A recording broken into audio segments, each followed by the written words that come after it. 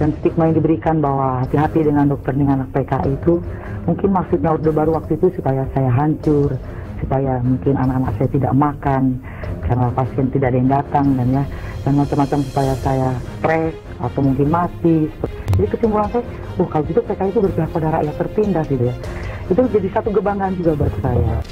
Jangan sampai sejarah kelam kekejaman PKI itu terulang lagi, itu yang pertama.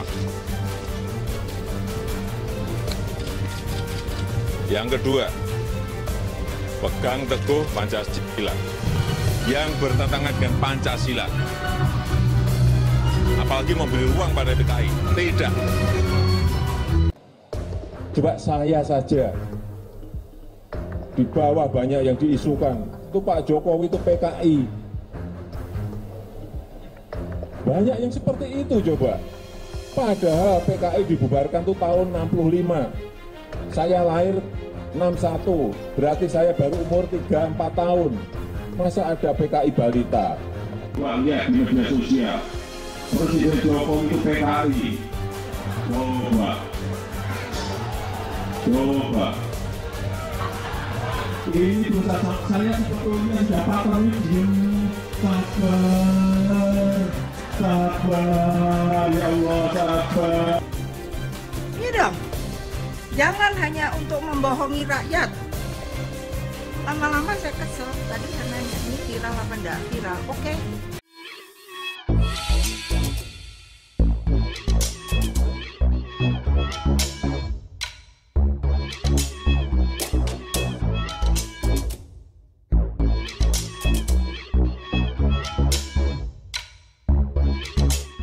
Tonton video ini sampai selesai agar Anda tidak gagal paham.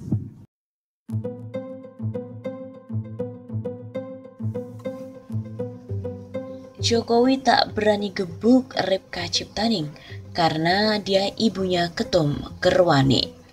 Belum lama ini beredar di sebuah media sosial Facebook sebuah unggahan foto salah satu anggota DPR RI fraksi PDIP, Ripka Ciptaning, dan foto tersebut diunggah oleh pemilik akun Facebook Dian Limaran dengan menyertakan sebuah narasi berbunyi, "Saya PKI, Jokowi tak berani gebuk saya karena ibunya Ketum Gerwani PKI."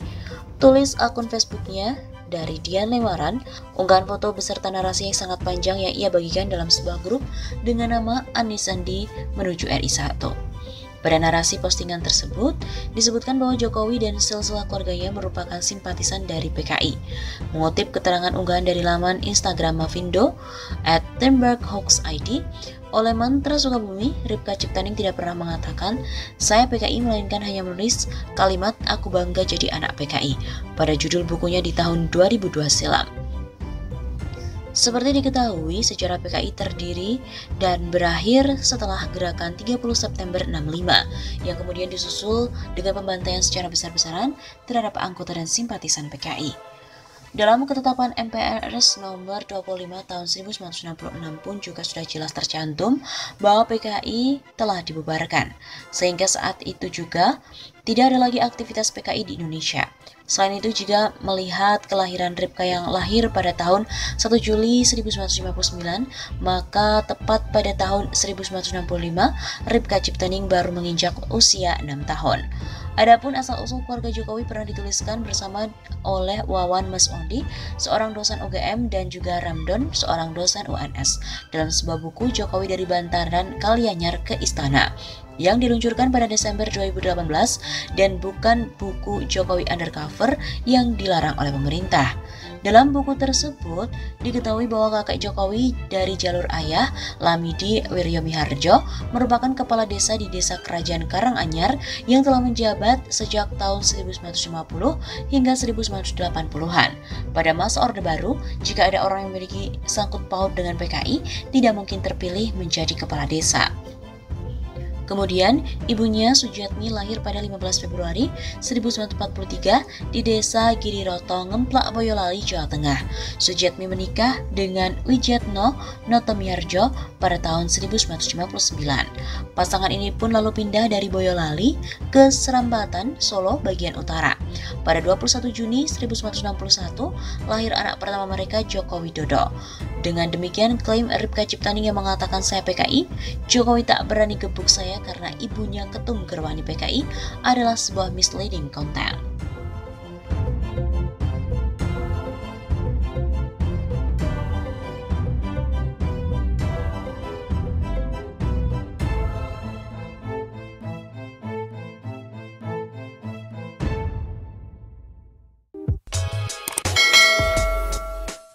Megawati pun protes. Bung Karno, saya dan Pak Jokowi dituduh komunis. Nalarnya itu di mana?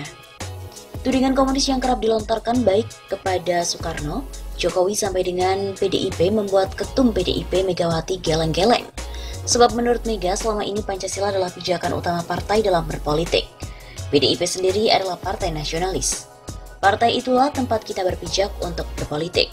Kita ini partai nasionalis. Semua inspirasinya datang dari proklamator kita yang orang boleh saja tidak senang. Malah Bung Karno pernah sementara waktu dibilang komunis, saya anaknya dibilang komunis. Saya kalem saja. Loh, aneh kan? Kata Megawati dalam pidatonya di pembukaan sekolah calon kepala daerah PDIP gelombang 2 yang dilaksanakan secara daring pada hari Rabu 26 Agustus. Ia kemudian menceritakan perjalanan politiknya sebelum akhirnya ia menjadi Presiden Republik Indonesia yang dilantik pada 23 Juli 2001. Diceritakan Mega, dirinya pernah menjadi anggota DPR RI selama 3 periode. Ia kemudian dipercaya untuk menduduki kursi Wakil Presiden di era Presiden Abdurrahman Wahid atau Gus Dur. Bila benar dia seorang PKI, maka akan mustahil beragam jabatan publik dan jabatan politik tersebut bisa diduduki oleh anak kedua Bung Karno. Saya pertama kali jadi anggota DPR zaman Pak Harto. Jadi saya kena screening tentara. Kenapa saya bisa lewat atau lolos? Jadi entengnya yang screening saya itu dong yang PKI kalau saya PKI, karena dia yang meloloskan, bukan saya minta. Kedua, kok saya bisa jadi wapres? Setelah jadi wapres kok saya bisa jadi presiden? Begitu urai Megawati. Tapi orang yang gak senang selalu bilang saya ini PKI. Pak Jokowi dibilang PKI. Nalarnya itu kemana? Begitu tambahnya.